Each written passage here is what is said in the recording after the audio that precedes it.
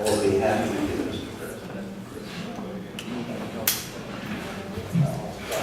Monday was the 106th anniversary of the founding of the Boy Scouts of America in the United States.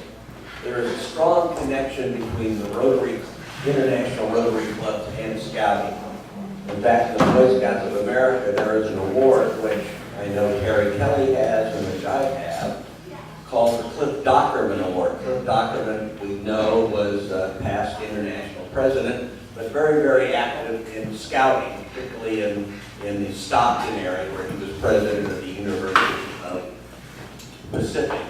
And the award is in the Rotary colors, a ribbon that goes with that award, and has a profile of Cliff Dockerman on it, but it's for service to the community through Rotary and Scouting. So there is a close connection. We're very fortunate today to have a young man with us who, near the end of this year, started to work on his Eagle Scout Service Project. Brendan Sweeney is chief of our Order of the Arrow Lodge. The Order of the Arrow is an organization within Scouting that honors outstanding Scout campers. And you have to be elected by your troop to be a member of the Order of the Arrow for showing outstanding camping skills and being an outdoorsman. And Brendan has been chief now for 2 years. And he also has been active in his own Boy Scout troop. He's a Life Scout. He will get his Eagle soon. Correct? I hope so. But he's going to tell us about his wonderful service project which he did, which shows you the service that Scouting gives back to the local community. Brendan?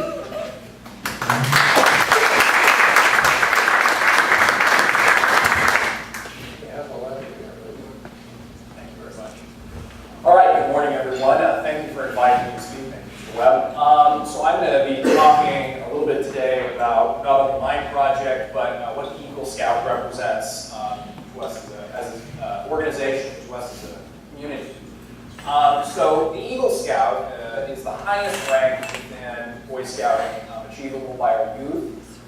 It's a very rare honor. There are only 2.7 million recipients in the last century who have ever received this award, and only 6% of our youth will ever make the cut. To put that figure into perspective, in any given year, there are approximately 70 million eligible youth males in the country that could be working on their Eagle, but only 71 ten-thousandths of percent make that cut in any given year. Big numbers there. In order to be an Eagle Scout, this is a photo of a close friend of mine who just at the end of last year received his Eagle. Involves both character and dedication. Dedication, the idea is to strive for professionalism, to be able to operate within the community, which is somewhat unusual for people of my age, but getting that earlier exposure to make yourself more able. And of course, it also involves dedication to your goals. As an elective program, the only people that will succeed in Scouting are those that choose to pursue their goals and pursue the path to Eagle, which is a long one because it requires years of work through ranking and also special dedication to an Eagle project, which is what we're going to talk about a little more in depth here in a few minutes. But you might ask the question, why would anyone want to put in the time and effort to simply hold the title Eagle Scout? So I know there's at least one in the room. Are there any other Eagle Scouts in this room? All right. So Eagle Scouts in our world are taught from an early age to be project coordinators. And in our community-based, group operations-based environment, it's a major leg up to have youth knowing how to operate in this kind of environment from such a young age. And in the employment and education opportunities that are presented, Eagle Scout on your resume is one of the best items you can possibly have. It puts you on the short list, per se, of getting into your desired college or getting into your desired career path. So very, very useful to our youth outside of just their experience, but also pragmatically speaking. And the Eagle Project is kind of the last great hurdle that you have to make before you achieve this rank. And it involves you being able to coordinate a team to complete some sort of community-oriented event in a safe environment, as it's intended to be kind of your first exposure to these leadership opportunities. You need to have a safe environment to succeed and, to a degree, fail. And it's all about teaching you flexibility and communication methods. And we have a couple of people up here that are noted Eagle Scouts, Steven Spielberg and Michael Bloomberg, creators and statesmen alike. And the responsibilities that are involved in this process are really new for people my age. So when I talk about flexibility and communication, I have personal stories that I can describe to you why this is important. So I'll get into my experience with the Eagle Project now. So starting in 2000, I believe early 2015, I started pursuing the Eagle Project with the the Santa Rosa Bird Rescue Center, which is a little nonprofit organization based up off of Sinead Road in Santa Rosa that helps rehabilitate native species. I encountered unforeseen circumstances of nature, uncontrollable forces, them being the Sonoma County Board of Supervisors. And I went to begin my project. My initial goal was to perform an energy audit of the center, who hadn't been refitted in a long time, so that they had heaters and air conditioning units running in the same size of the room. Very interesting. Very high bill for that. But what was unfortunate is I heard partway through the planning process that the county had begun to plan development of the site up at Sinead, and that it was questionable whether the organization would still be there within the next few years, which made it very difficult to continue to plan a project if we wanted to have really long-term impacts. It was an unfortunate circumstance that was not something that I would have predicted going into this project, but something that certainly taught me a lesson in being able to operate flexibly. So then later in the year, in 2015, I was approached by one of my mentors, a man named Bill May, who's very involved in community education and conservation. And he approached me about doing some work with the Sonoma County Wildlife Rescue Center, which is based in Petaluma. They perform rehabilitation of native species as well as education about sustainable agriculture practices. I went to speak to discuss some opportunities with their center, and they got me involved in a project that they call their Peak Barn, which was kind of an example project where they were working on developing a demonstration barn that was supposed to exemplify ways of properly raising animals so that we're able to naturally coexist with predators in the area, because a lot of the work that they do involves running out to farmers who find coyotes trapped in leg traps and having to either put down the animal or do their best to rehabilitate them. You got some photos up here of the project I'm going to talk about now. So when all is said and done, through the planning process, what we ended up doing is we took on several parts of the job. The construction of the barn would not have been good to involve youth in, because I really don't want anyone driving nails through their hands. So what we ended up doing is we decided we would help them through kind of three major parts of the process. And that was the blocking of the building, which is putting in wood chunks within the frame, then the affixing of plywood to the outside, and then later sheeting as well. And through the work that we did on the project, we ended up starting at about November, and this was our second unforeseen force of nature, this one being really a force of nature, the El Nino this year. It was very difficult to work in the rain, considering we had non-rainproof materials to be assembling. We were also on this kind of hill that we turned into a big sludge pit, and I didn't enjoy falling down that hill, even though it happened multiple times. And this is a picture of us towards the end of the project, what we were able to accomplish. Throughout the project, the center had acquired a lot of the materials at the very beginning of what we were doing for our section of this project, and a number of them actually fell through. So part of what I had to do during the project was local connections to try to find the ability to complete the items they would need to assemble the barn, specifically the sheep. And I ended up having to face one of my greatest fears, which you might find ironic considering present circumstances, which is calling people on the phone and talking to them. I have a very irrational fear of calling businesses in order to discuss business-related ventures. And it was interesting to have to challenge myself, and I still have to challenge myself on this front, to be able to organize some of the purchases that we had, or be able to mediate some of these purchases that we made.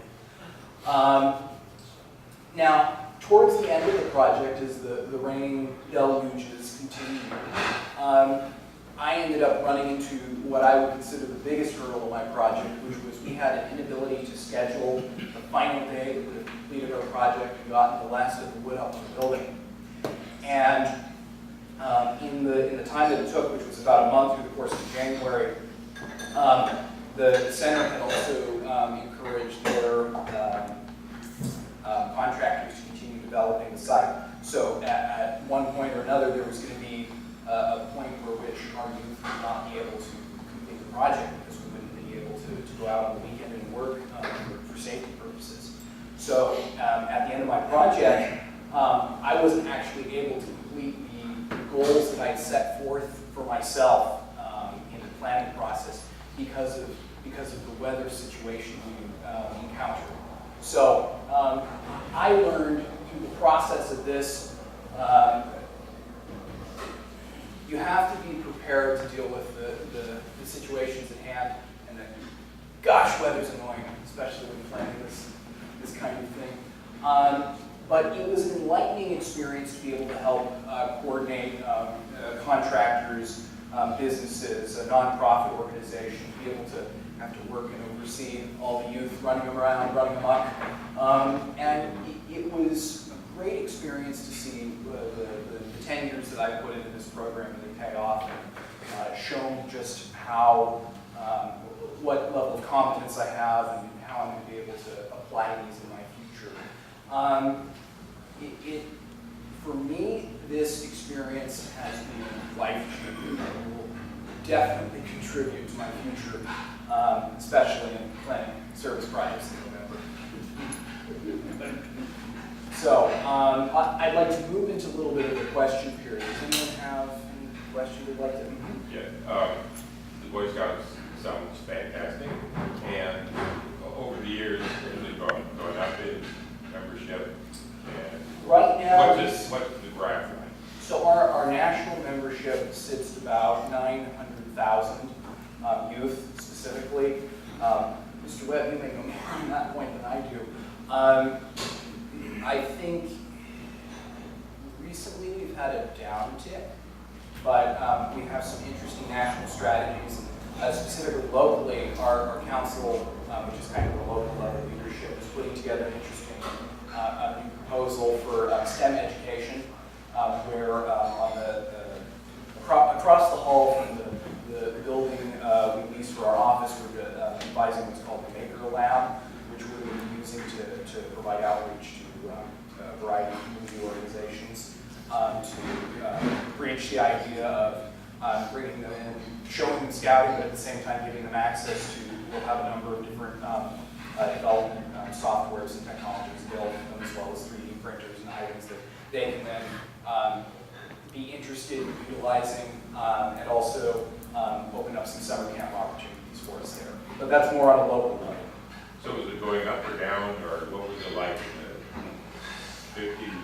It was going up, and I believe our height was about in the 70s. It's been declining some in recent years, but we've begun to address these concerns through some new innovations in our national program. Declining by how much? What's our national decline, do you know? Well, particularly since we Have become more open on our membership standards, as you know, for both gay youth and gay leaders in the Boy Scouts. Particularly in the southern part of the United States, there are some religious groups who sponsor scout units who feel they can no longer do that based upon the fact that we do allow gay leaders and gay youth in scouting. And that's unfortunate, but we are in the other parts of the country. We also still have a strong relationship with the LDS Church, and they supported the move to allow gay leaders and gay scouts in scouting as an organization. And with the fact that they can choose their own membership of who is a scout leader or not a scout leader. You know, there has been a downtake, but we have a new chief scout executive. The new president of the Boy Scouts of America, which is a volunteer position, is Robert Gates, who's a very well-organized former director of CIA and so forth, and well-known. And he's given it good leadership, so we are on the uptake. Traditionally, many of the merit badges were things like camping and pioneering and hiking and all that kind of stuff. I know that they have tried to address that by adding newer merit badges that address technology and advances. Can you talk about some of the newer merit badges and what those are like? Sure. Our merit badges cover a really wide area of very broad focuses. Traditionally, we talk about our camping involvement and our outdoor involvement, and that's definitely a major component of our program still. It's about getting youth involved with nature, and it's a great medium for teaching leadership. But in recent years, certainly during my tenure in Scouts, we've involved a lot of STEM education through a program, ranging from just recently we began performing a programming and robotics merit badge. We have a newer merit badge called Sustainability, which focuses on environmental practices in engineering as well as in the home environment and energy conservation, things like that. We also have an even newer awards program called NOVA, which is a secondary set of awards that youth can pursue that are totally designed around STEM and focus on including projects and becoming educated in those fields to encourage perhaps future career opportunities. And we've definitely been augmenting our program with that.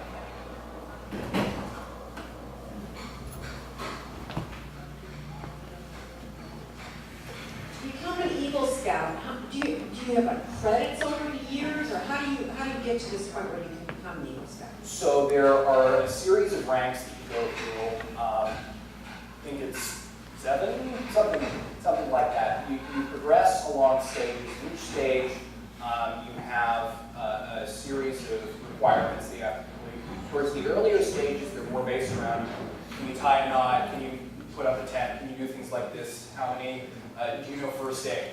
So the more specific book work items.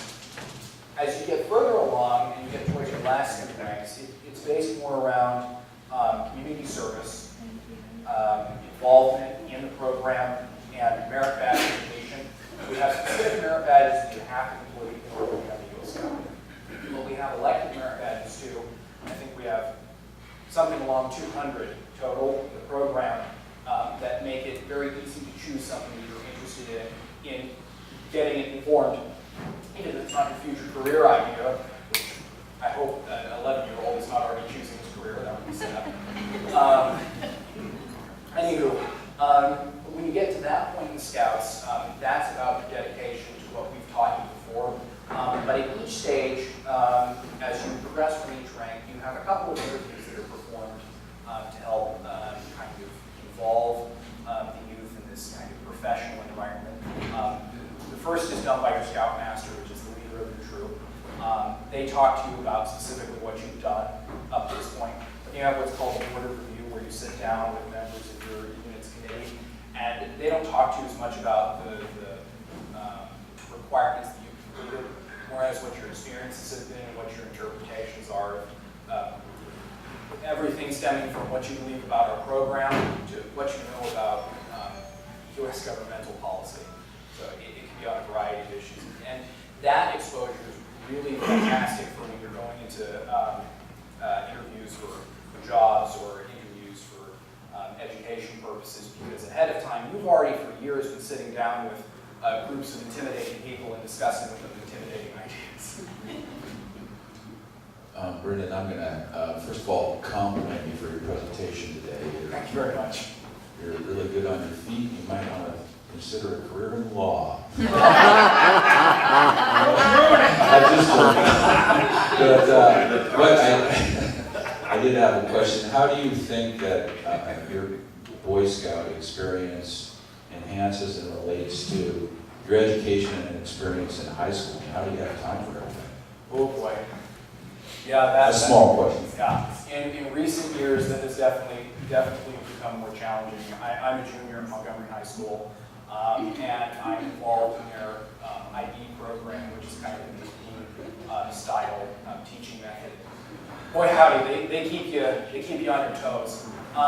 But for years before, when I was 12, I started kind of my leadership experience with Scouts. I was selected to replace an outgoing Scout as the assistant youth leader of our troop. And later on that year, ended up being the only one running for the youth leadership position. So there I am at 12, standing in front of a group of 16-year-olds telling them what to do. Boy, that went well.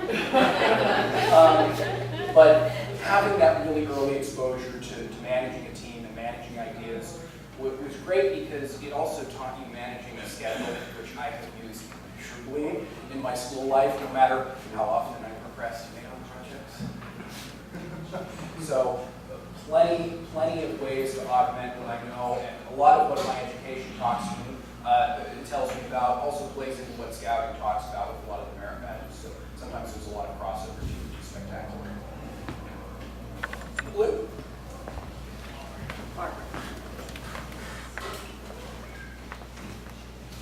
Marty mentioned Robert Gates is the president or head or executive director of Boy Scouts. He has a new book out that had an absolutely incredibly fabulous review in the Wall Street Journal. Have you read that book yet? Do you have a copy? I can't say that I have. I think he may have met. I was at a national conference this last year where he spoke to us about some of these issues.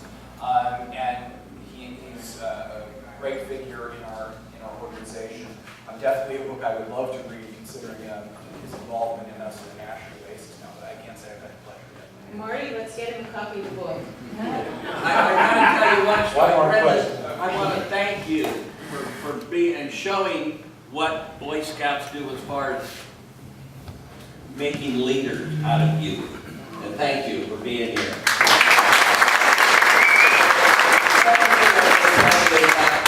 About Mr. Gates is that he was speaking at a big Scout event with hundreds of Scouts there.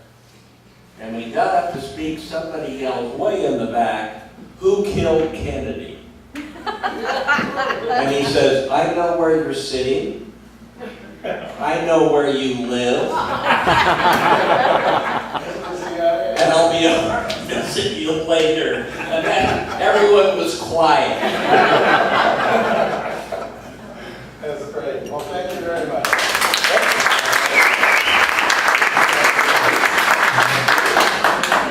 A token of our appreciation, something that maybe used in a construction project. We have even more. We have a door prize, and it's not the old enough to draw. The old enough to draw.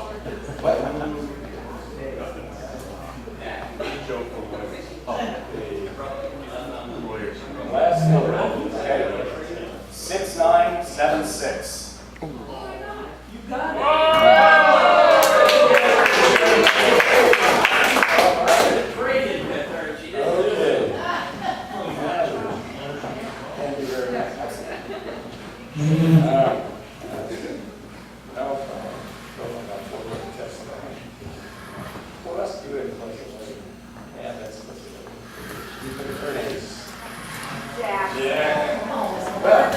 You have fresh eggs.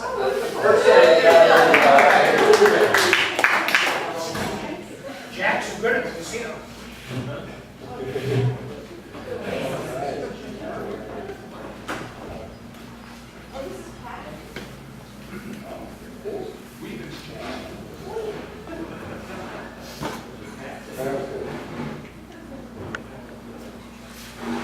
Thank you, DJ. And Ken Grant, this is their swan song, right? This next one is an ultimate theme. Right, okay, you have the joke du jour. You'll be here next week. I don't want to joke around. I think I remember it, but just in case. Little camping joke out.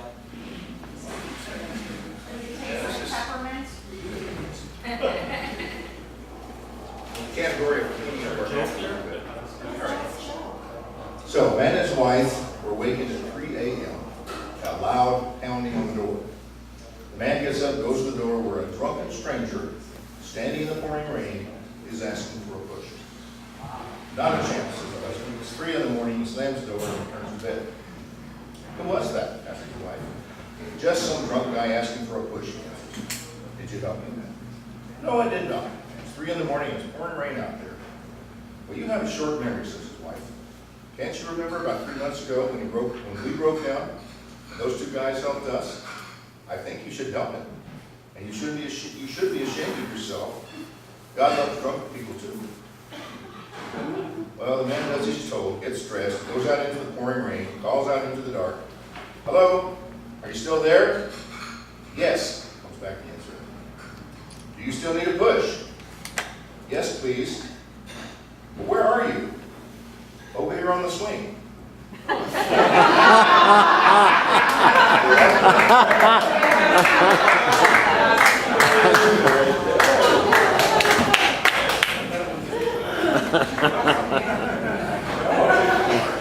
Trails to you.